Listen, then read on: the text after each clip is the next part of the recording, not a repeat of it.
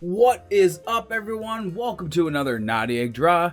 I'm your lovely host, Jake, and today we are doing a review on the watercolor brush pens from Arteza. Arteza? My experts are telling me it's Arteza. Or Arteza. I don't know. I don't have an expert over there. Anyways, I have been dying to try these things out since I got them in, so how about we stop wasting time and we get into this. So here's a closer look at the Arteza 24 pack.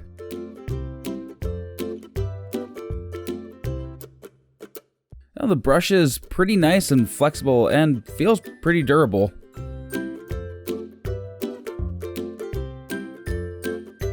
So I really wanted to play around with these pens before I got into using them in the final piece. I wanted to see how well they would blend with and without using water. And I just played around with other ways to apply the inks to the paper. The only test that came out difficult to work with was applying water first and then letting the ink flow into the water.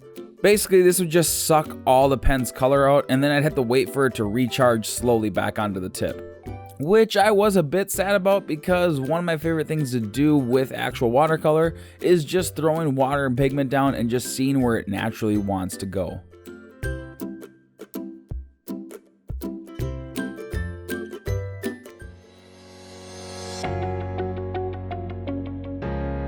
So when I started working on this piece, I was really aiming for that old school watercolor cartoon feel like Calvin and Hobbes. And since I had that inspiration, I started working on drawing a boy with an animal partner. Except the animal in this piece is a fox and not a tiger. I also was doing my best to not be so heavy-handed with my pencil like I always am when I'm drawing, because the pigment in this is pretty transparent, at least in the way I was planning on using them. But I ended up still being pretty heavy-handed, and I had to use an eraser to bring down that contrast a little bit.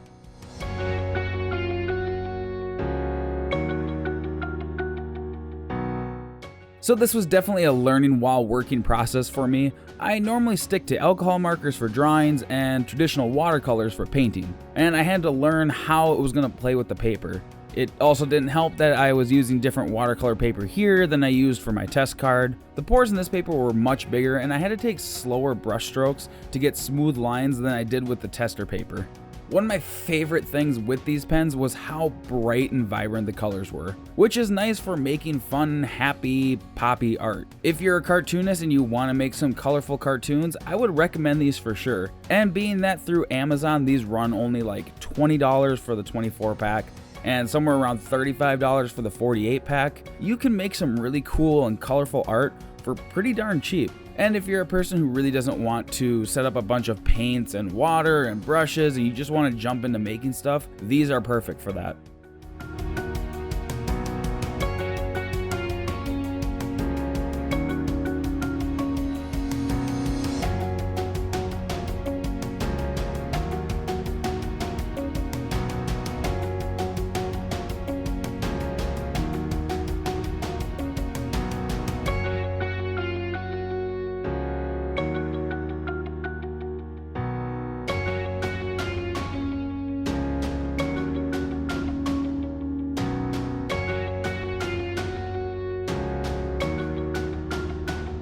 Now this whole time I was trying to keep it pretty clean as far as where the lines of the cartoon character was, but I decided I was going to throw in some of my more painterly style into this piece, and I started to take the water and just really started pushing the pigment around the paper just to see where things would flow and naturally go.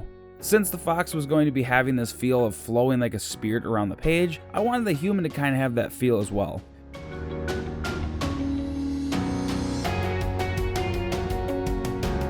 And this was the point I really started loving these pens. Like I said before, the pigment in this is super bright and it just made it so poppy. And I really started enjoying them so much that I started getting a little too gung-ho on how much water I was throwing on the paper, and after a while I had to start stepping away from the piece for a bit so it could dry. I kept sticking the side of my palm into the wet paper and it was getting ink all over my hands. But it was so worth it because it was really coming together at this point. I also decided that once I got all the colors down that I wanted on the paper, that I would let it dry and then come back with a fine liner brush pen and roughly outline the stuff in the character and the fox to really make them pop. I thought it would really just pull the piece together in the end. So just enjoy the last bit here where I add the final details, and I'll see you at the very end.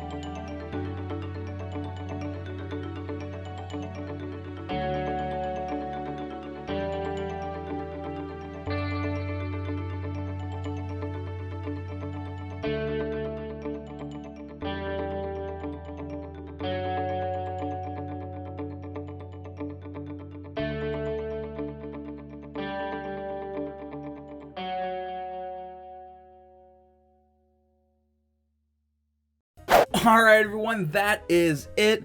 The Arteza watercolor brush pens. I think these things are awesome, and I think our piece turned out amazing in the end. All in all, I love these pens. They're really versatile in how you can use them, and that's definitely a plus. That means that you're able to make it fit your art style even more, and still leaves you some ability to experiment a little bit. But let me know what you guys think about the outcome from these pens. I would recommend them for anyone who likes watercolor painting. I also want to take a minute to thank everyone who has come over in the last week or so. I really appreciate it, and welcome to my community. I'm so happy to have you guys be joining my journey, and I can't wait to see what's going to happen in the future. I also want to thank Jazza for recommending all of you guys to come over to my channel. It's absolutely amazing. Jazza, you have no idea how awesome this is, and I don't feel a simple thank you is enough, but anyways, thank you so much. But anyways, thank you guys so much for watching this video till the end. If you haven't yet, make sure you smack that sub button and hit that little bell button so you guys know when I'm posting these videos. And like always, keep drawing, and until next time, bye!